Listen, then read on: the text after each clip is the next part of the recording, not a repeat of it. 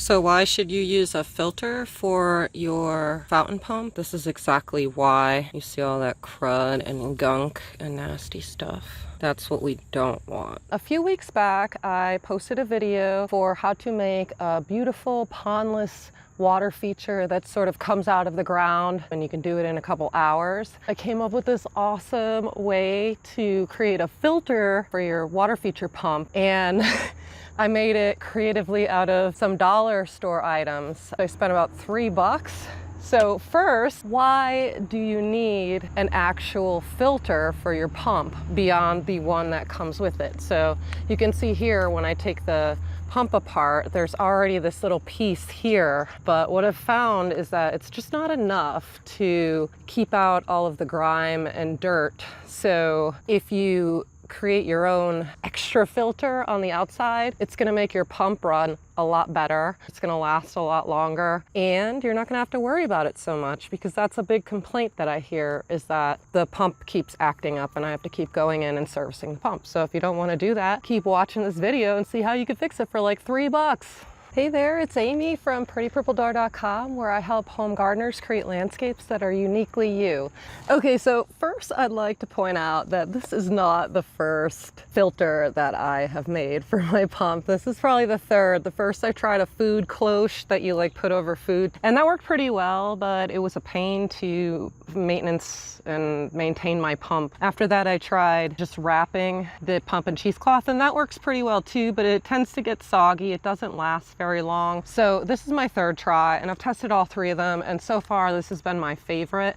It's not going to last forever. It's probably going to last one season, and then in the winter time, when you're either shutting your pump down for the winter or just servicing it for the year, you might have to replace your items. But that's okay, because it was only $3 at the dollar store, and I actually got 8 of these scrub pads. But what I like about this material is that it's sort of like a see-through but not quite material, so it feels really similar to the material that's actually inside of the pump right now, this little scrubby brush looking thing. So it's a little bit tighter of a weave than this, but it's still pretty similar in the consistency.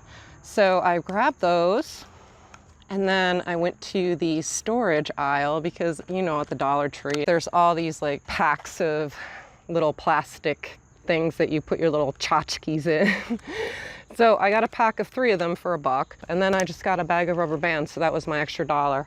And there was like 1,000 rubber, I don't even know how many rubber bands, like too many rubber bands. I have no idea what I'm gonna do with all of them, but I really just used 2 for this project. So all I did, or all I'm going to do, I'll show you how I do it, is I take 2 of these containers, and the one I just kind of broke. It's not hard, you could cut it with scissors probably. And this is just to leave a space for the wire to come out and for the actual pump part to come out.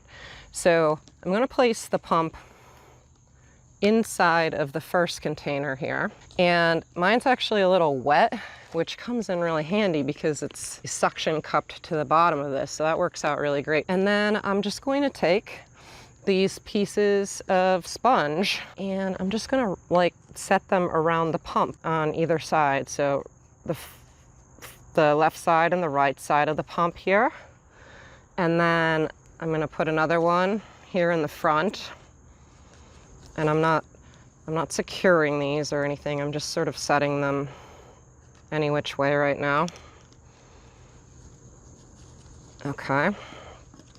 So you have something like that, where the pump is in the middle and it's got its little bed now, his little sponge bed. So it's nice and cozy in there, and you can kind of just like fold it over the top, like so.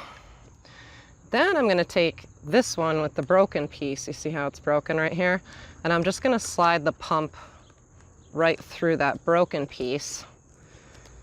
And then I'm going to basically fold these in on each other.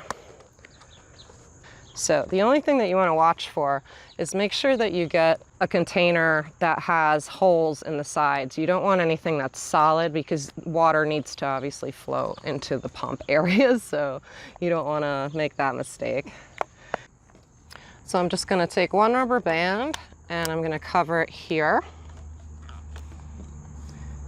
And I'm gonna take another one and go on the other side of the hose part, just to secure it in place so that it doesn't pop off or anything like that. So as you can see here, my pump is all ready to go. So now I just have to place it back into my fountain and turn it on, and everything should work as it should.